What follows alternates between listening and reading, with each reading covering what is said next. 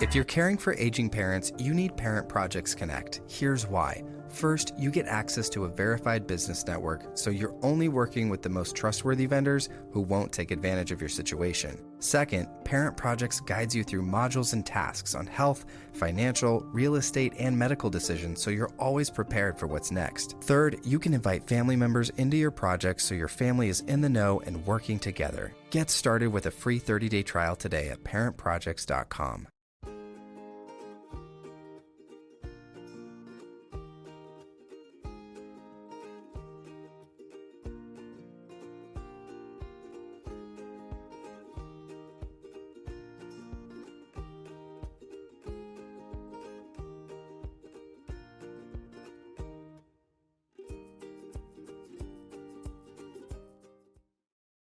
Hey, everybody. In our last Home is Where the Heart Is segment, we want to bring home our own role as family caregivers. We want to bring that into focus. The Golden Girls television series, it may have opened the door to a lot more than laughter as we grew up. It may be providing families today with a growing, that have a growing support role in their parent project, some kind of novel option to help get them through the next step. Today, we're going to talk with Amy Ford of Silvernest, and she's going to walk us through this novel solution and how it just might add a little more love and laughter into your parent project. Stand by. Parent Projects podcast starts now.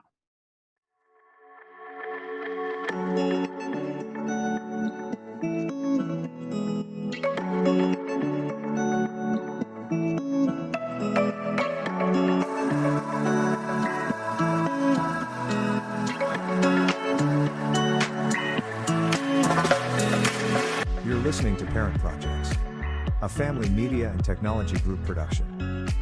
Now here's your host, Tony Siebers.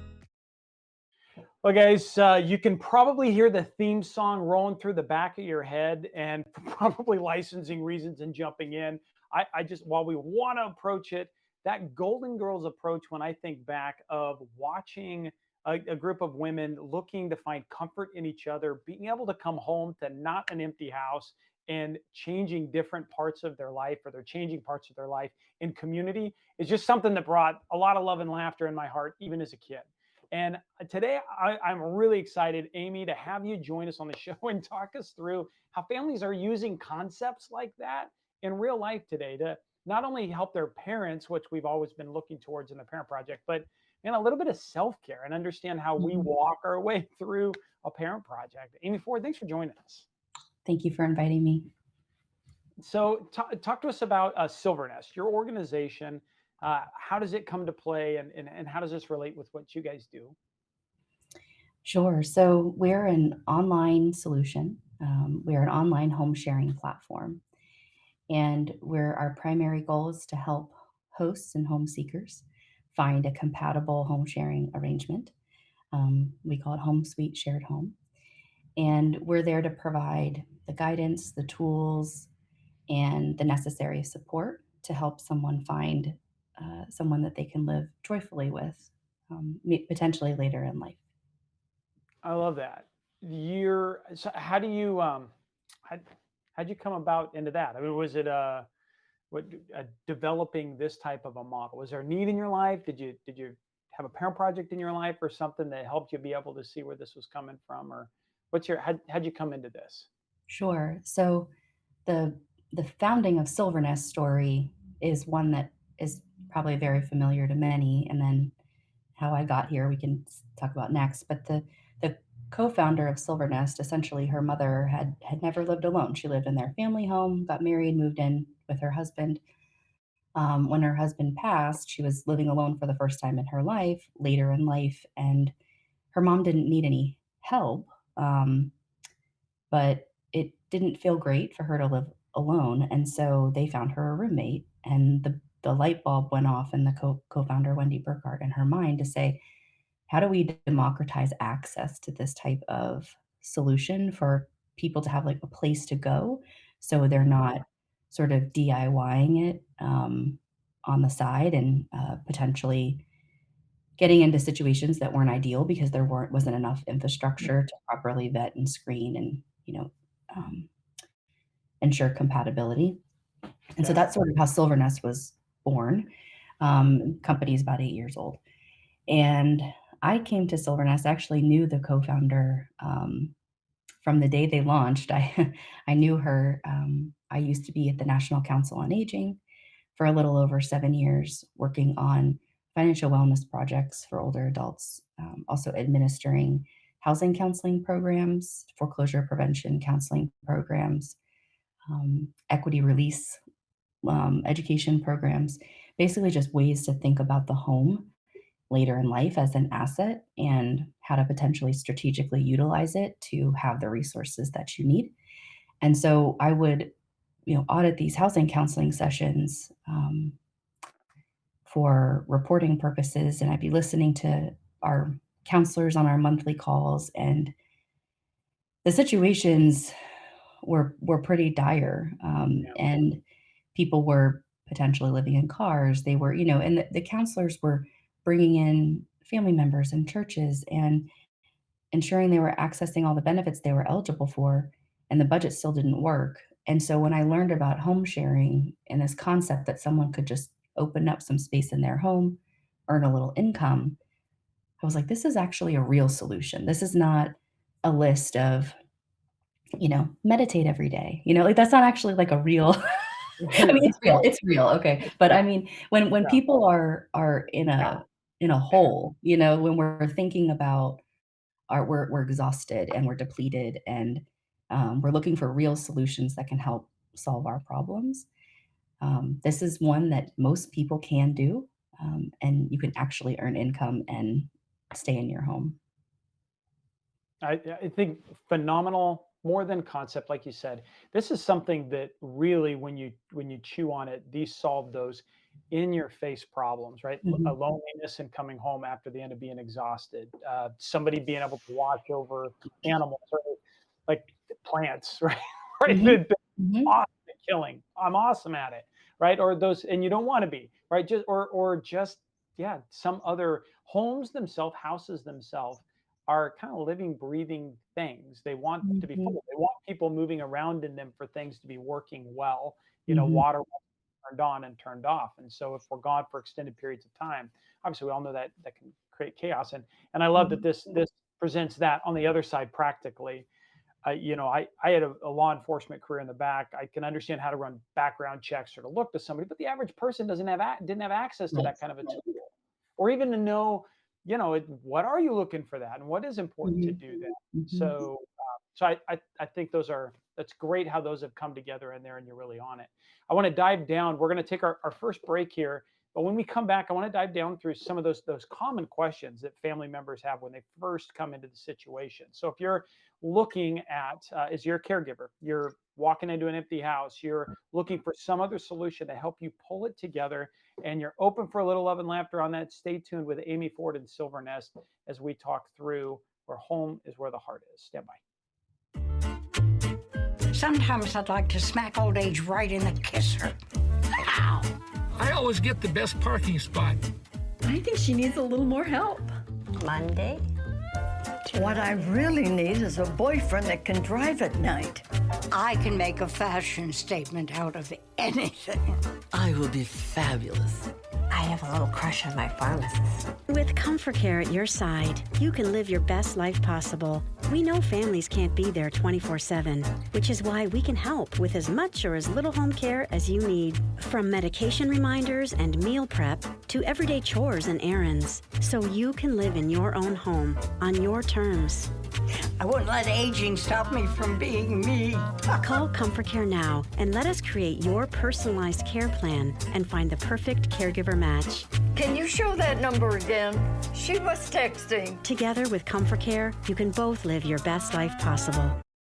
Hey, welcome back again. This week we've got Amy Ford with Silvernest, and she's breaking down what we just kind of comes to our mind off of that Golden Girls approach we may have seen, where people are making use of the resources of your own home, not just as an asset and a financial asset to turn there, but maybe as an opportunity, as a place of better wellness by finding good roommates that come in, some way that it can help you keep it all together as more and more pull comes on you inside your parent project. Amy, thanks so much for joining us today. And I hope I grabbed that right and we're Yes, still it is. accurate and Thank on you. point. Mhm. So, uh, in sticking with the challenges, this being a real, being able to think through having home, sweet shared home, is that and Mhm. having that element of that, right? So, talk to me. You've got a couple of different audiences you are great at putting together, right? You've got hosts and home Mhm. seekers. Mhm. What's that look like? What do they, when they're coming to you? What do they kind of look like? Sure. So our hosts are most frequently women in their mid 60s. That's the most common sort of profile of our user. And they are often looking for a boost in income. And on average, our hosts on our site earn about $850 a month. That's the national average. What they charge is completely up to them, but they're often looking to solve an income gap that is either come from a job loss or paying for college or paying for caregiving for their aging parents. Or I think a lot of our users talk about the fact that they have saved for retirement, but they've already depleted what they have saved due to rising medical costs, inflation, all the things that we see in the news every day. Yeah. And then, there is a nice secondary component to the consideration for that additional income that often when we dig a bit deeper, we're learning more about moments of transition for hosts. They're maybe going through a divorce, maybe they're changing jobs, maybe they're moving more into a more serious caregiving role. And there's a reflection on what do I really want my next 40, 50 years to actually look like? There's this gift of longevity that is so incredible that many generations have never enjoyed before. And so, how do I want to use the time that I didn't even anticipate I was really going to have? So there's a layer beneath that initial conversation about extra income. And then When from the oh, sticking on the host mhm, side, sure. so are they? This isn't, what's the average commitment that they're looking into this? Is this, are they setting this out for the next year or 2 years or something to that? Or are they looking at Mhm. a couple of months? How does that play? It is completely up to the host and the home seeker to come to an agreement on the duration.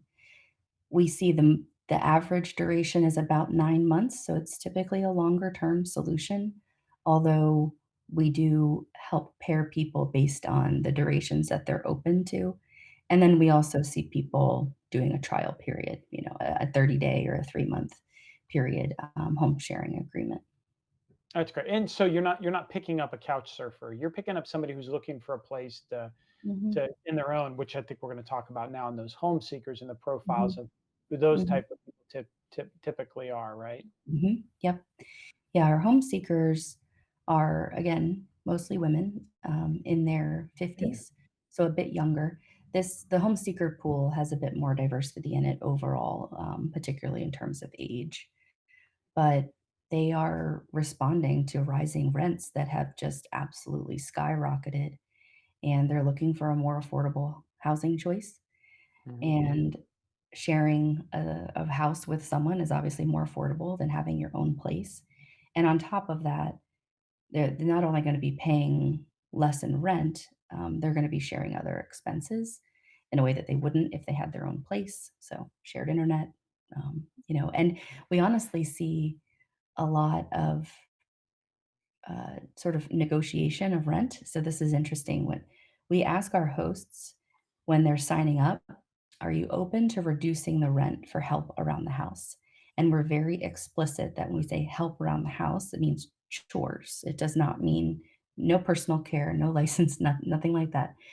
Right. And so we often see people negotiating around snow removal, lawn care, pet sitting, transportation, light meal preparation, and hosts pulling down the costs of the rent, which is just a really nice opportunity, not only for the home seeker to get a place that's a bit more affordable, but for the host to get a little extra help, maybe keep them off the ladder when they're changing the air filter or whatever the case is, Yeah. mhm, that affords Yeah. them longer in the home. But it also becomes that when if you look at the solution for a parent as opposed, I mean, so this is a solution that's great for us caregivers. It's great, Mhm. I think, for level to the parents too. If you're looking for the solution of the parent, sounds like maybe you're really starting to step into a gap that home health has been Mhm. trying to go back and reach in and touch, but they've really got somebody who's got the higher level qualifications and some certifications and stuff. But that's not what you really need. You need Mhm. a my son calls them human beings, right? So you need a human being to like step up there and Yes. just to help with those types of things. This starts to solve some of those issues ahead of time. Yes. Yes, in particular, some of the conversations we've had with some home care companies indicate that people are paying for overnight in home care, even though they don't have any specific needs overnight, but they are concerned that there's a potential for a fall or some sort of event, Yeah, and they don't have enough resources to pay for all the care that they need during the day. So when we think about the role a roommate could play in that situation, the roommate is a human being. If they hear someone calling for help in the middle of the night, they're going to call 911. And they're there as the just in casers. And then if they're not paying for that overnight care, those resources can be reallocated to more daytime care. So I think there's a lot of opportunity to build that kind of community where, there's others around that are willing to pick up the phone if there should be a need and yeah. not having to pay for for every component of support. Now, if and here's one a little outside of the box. If you've got a couple of people who think that maybe they live in this similar community and think that might Mhm. be a type of relationship they're looking for, but are looking for that middle ground organization to help facilitate how that comes together. Mm. Is that something that's come up, or does that? Um, So our platform specifically supports the someone who has space to share getting a housemate. That person can get several housemates, but we can't support at the moment renters coming together into a new property. But we're helping if the host can choose to open up 3 of their bedrooms if they'd like on our platform and Sure, coordinate that sure. way. Or I guess in particular off of this would be maybe someone from church or from Mhm, senior community or some place like that that you mhm. think would make a good, but you need the background done Yep, against that, or maybe yep. using you use Yes, a service like this yes, provides that middleman, right? That takes some of the emotion out of the negotiation. yes, That can be hard. That can be absolutely. really overwhelming too when you start thinking about that end of something. You guys handle that whole side. You guys We can, do. yeah. And it's really fascinating because most of our users haven't lived with others in a roommate capacity for some time. Maybe they've had Oh, a roommate in their yeah, life, but it's been a long time. And so we try to force function through our tools the things that we think people should do, meaning identity verification, background checks. We have checklists for how to further vet and screen, asking for references, Googling them, like what might you find and how to do that and yeah, what to think. The yeah, the other and the compatibility piece is pretty huge as well. And we ask questions that are logical, but at the time, maybe you wouldn't think to ask them if you were just doing this on your own. For instance, we ask about pets and smoking and logical things, but we also ask, are you comfortable with firearms in the home? And some people are a little surprised by that, sure. but it's a conversation that people have to have around what you're comfortable with. And if you're not, you should be able to easily identify that. So what's interesting too is we don't not like show you someone who may not be fully compatible with you, but you can hover over them and see where you're aligned and where you're not. So you can then have the proper conversation. Because if I say, no, I don't want any firearms, but someone says, oh, I have, Antique, guns in my yeah, family and like, yeah, it's like, yes, of course, it's not what I mean. And right. pets, we see a lot of that too. Some people say no pets, and it's like, well, I have this turtle. It's like, okay, well, that's not what I meant. So Yeah. to surface the things that are important and then let people make their own decisions and choices from there. The other component that we offer is a home sharing agreement template, which is like a lease, but it has addendums that include house rules, helping to articulate what's shared and what's not, guest policies, chore charts. If things like if there's a miscommunication, how will we communicate? Will we do face to face? Will we email? There's just things that if you've already articulated them and documented them, and when little things come up, because we are humans and we're Yeah. messy and conflict is normal, we at least have a path for addressing that by using these tools. Well, and I think that's critically important. Much as in most of our professional lives, we've got comfortable learning that contracts are for when things don't go well, right? Yeah. It's so that you have an agreement ahead of time. Okay, Mhm. well, life's complicated and messy, and if we don't agree, this is how we're going to resolve this thing, or Mhm. this is what's going to set, what we can go back to visit. uh, Mhm. don't forget to continue applying that. And this is a great Mhm. application of that as we're going forward. I love that. What are some of the top, what are some of the first questions that people ask you guys when they get on? People want to know first and foremost, like, are people actually doing this? Like, am I weird for considering home sharing? Truly, I mean, they Okay. don't they want there's a to be honest, there's sometimes a little sentiment of like, if I have to do this to earn income, I maybe there's a bit of embarrassment or something that's a little bit under the surface there that we're able Sure. to easily point to tons of stories, testimonials, blogs, media coverage showing them that many people are living this way. The Harvard Center for Joint Housing Studies also released some data about the increase in non-related older adults living together has just grown exponentially. And so anytime we can share that kind of thought leadership, sometimes that reduces the stress in the conversation. So there's that initial like, is this really a thing? Like, are people really doing this? And then I think the next is, can I actually live happily with someone? And sometimes we think that that's about whether or not the host would be happy with who moves in, but sometimes it's actually our own potential insecurities of like, "Oh my gosh, I haven't lived with others for so long. I'm terrible to live with. I'm set in my ways. No one would be happy here." So, again, getting back to the compatibility component, and we're able to show you that, yes, you can have a say in kind of who is in your home, and you can articulate your expectations. And I think maybe one of the big things after that is helping them articulate what their expectations are, because people they want to know if they can still preserve privacy. They want to know how to protect their belongings. They want to know, hey, like, can I actually do this successfully? And I think when we can bring them in and show them, a dashboard of people who they're potentially matched with for them to communicate with, that just kind of lowers the temperature a little bit. The the comment about people doing that, maybe you didn't say shame. Shame came to mind sometimes, Mm, that because it sits back there. Well, if I have to do this to rate, they make money or to work from that.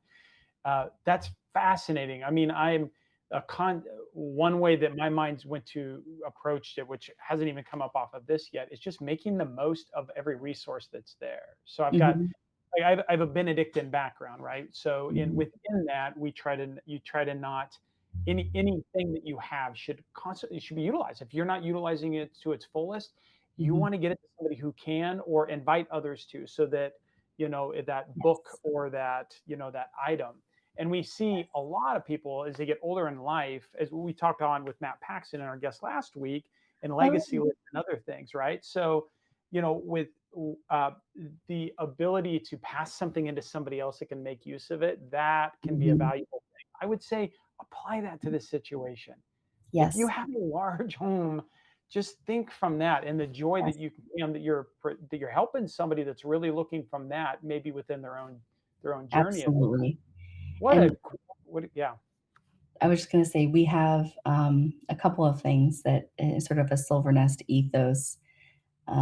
We on the 4th of July, while we celebrate July 4th, of course, we also celebrate Happy Interdependence Day, because I think what we're really focused on is that living with and among others can not only be functionally beneficial, but it can be joyful, and it can be a way to be connected to other humans. And this the sense that success is deemed by owning your own single family home and your own little fiefdom.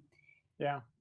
It's a bit of a challenge to actually live that way happily. You can become really isolated and strapped. And so this idea that if we can shift some of our mindset around shared space, shared resources, and the fact that it is normal and expected for us to, as humans, live among and with others and depend on others, Yeah.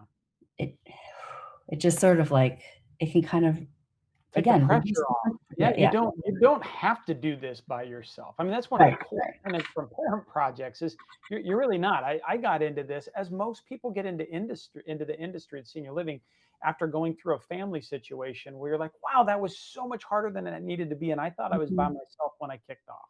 And now I Mm. realize there are hundreds, no, thousands, no, millions. There are Mhm. millions of people going through this right now. But Yes. I love that outlook on it. Amy, so we're going to take our last break here for the segment or for the show, and when we come back, I want to tie some of those off, some of those top issues there. I also would like to maybe lean forward a little bit and think about what could someone do at home if you just hit that spark? What are some things they should be thinking about in making a call like this up front to get themselves organized and get set? So stay tuned with Amy Ford of Silvernest. You're thinking about buying or selling. Maybe you're retiring, downsizing, or a major life event has made you consider a move. A Seniors Real Estate Specialist, or SRES, has unique training in helping 50-plus homebuyers and sellers. Why ask a Seniors Real Estate Specialist to assist you? An SRES understands the decision to move can be difficult and will provide you with an approach customized to suit your needs. They can help you navigate your choices because they have experience with 50-plus buyers and sellers and want to serve as a resource and guide. An SRES will patiently support you through each step. They will guide you through the major financial and lifestyle decisions involved in selling your family's home or moving to a new residence. They'll also tailor the marketing process to fit your needs and will be there when you need them. An SRES can draw upon a network of other professionals focused on 50-plus clients. Your SRES can provide referrals to a variety of resources at the local, state, and national level and on the internet. They're knowledgeable about senior housing options and can refer you to another SRES if you're planning to move outside the area. You can count on a Seniors Real Estate Specialist to guide you through the process of selling or buying your home, making the transaction less stressful and more successful.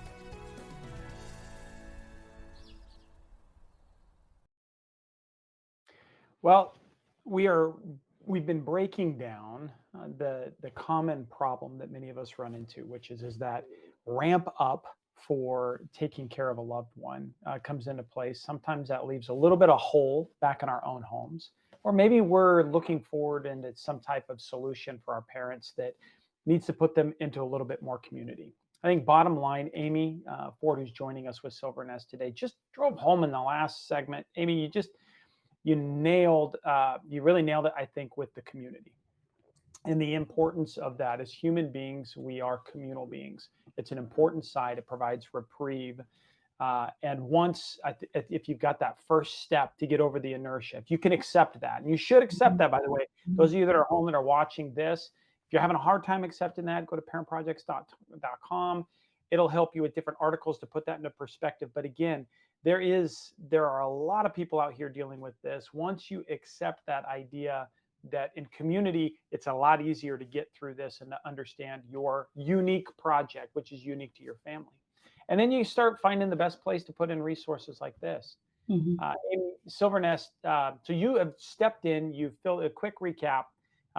You guys have really filled in that gap in a lot of ways. First of all, families tend to come to you, we've heard, usually on an income question. I'm looking to make some extra income as it pushes through, which seems in discovery conversations that renting out a portion of their home in which they own, or if they're looking to find some place like that, this is a solution that can safely pair up good home seekers with hosts, and to find a good, safe solution for them utilizing your platform.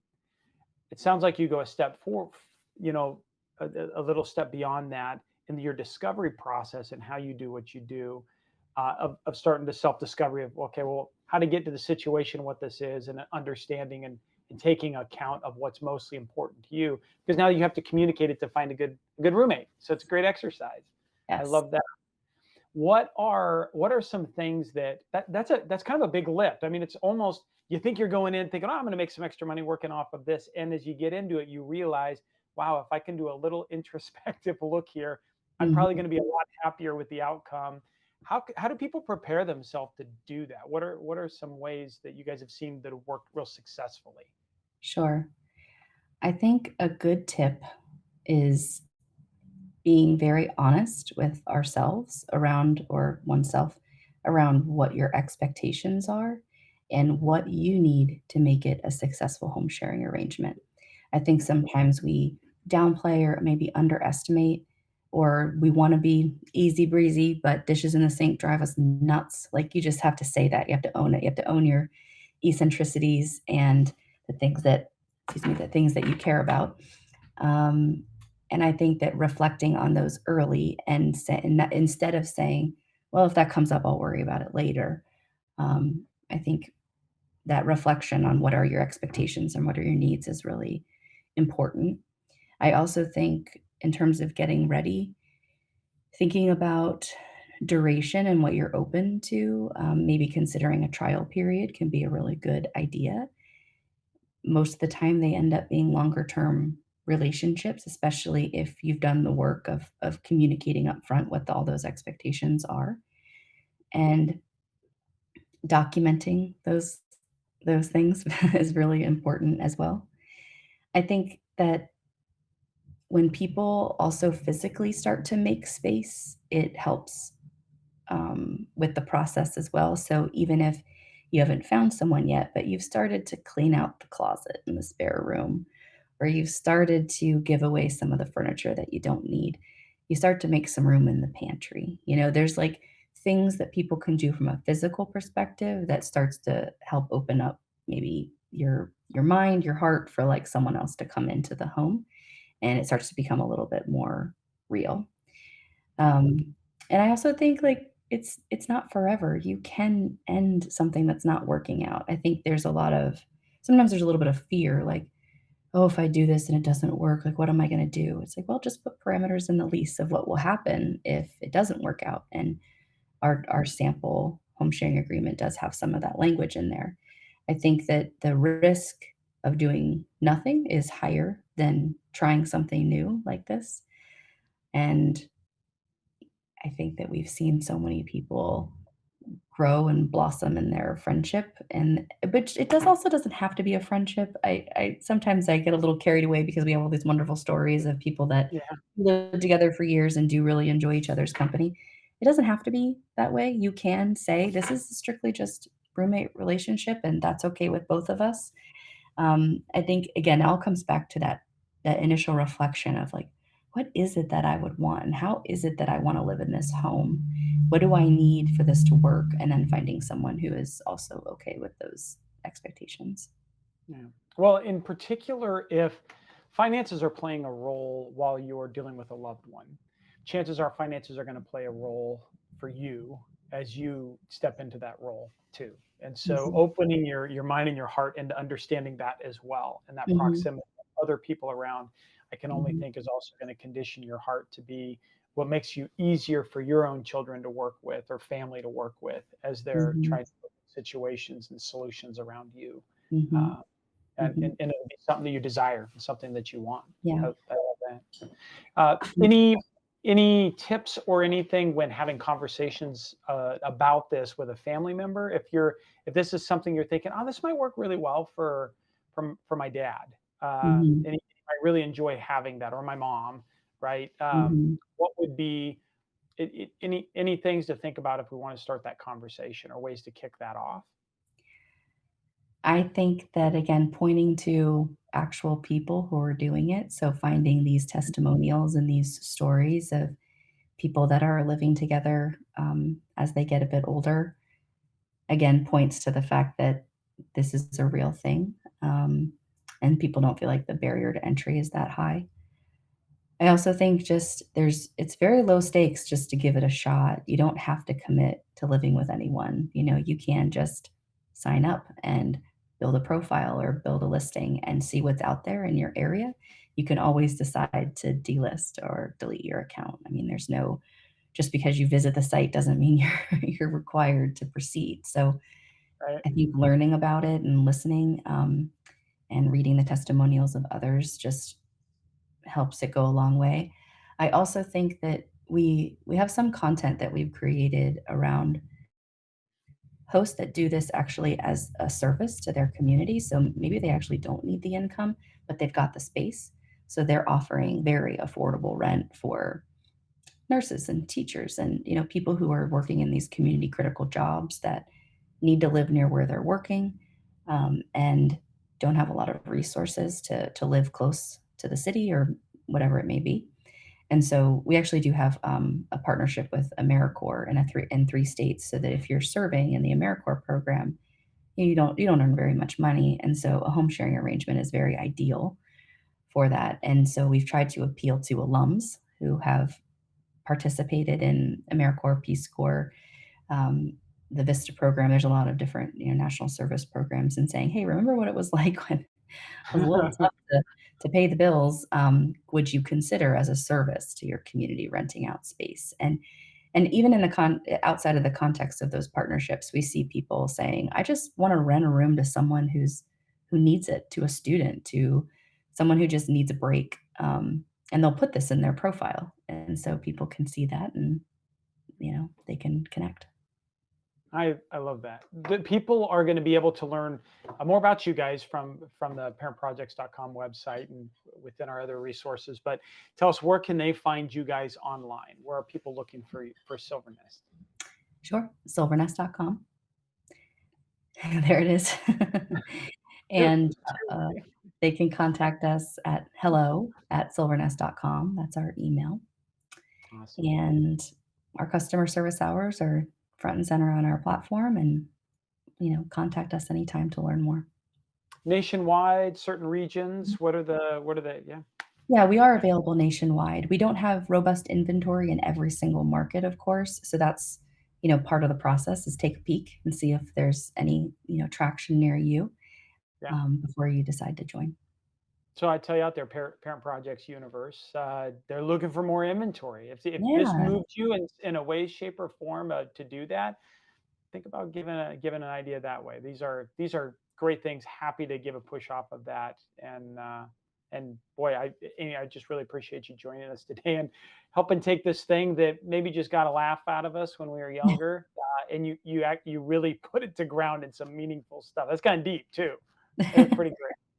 Great. Pretty Thank great. you Thanks so much being for on here. having me. God bless you.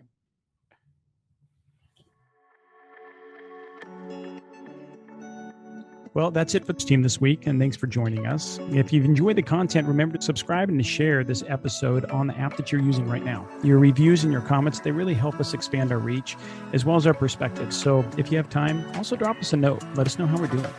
For tips and tools to clarify your parent project, simplify communication with your stakeholders, and verify the professionals that you choose, you can find us on YouTube, follow us on Instagram and Facebook.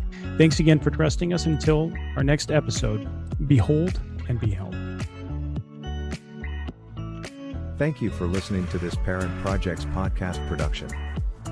To access our show notes, resources, or forums, join us on your favorite social media platform or go to parentprojects.com. This show is for informational and educational purposes only. Before making any decisions, consult a professional credentialed in your local area. This show is copyrighted by Family Media and Technology Group Incorporated and Parent Projects LLC. Written permissions must be granted before syndication or rebroadcast.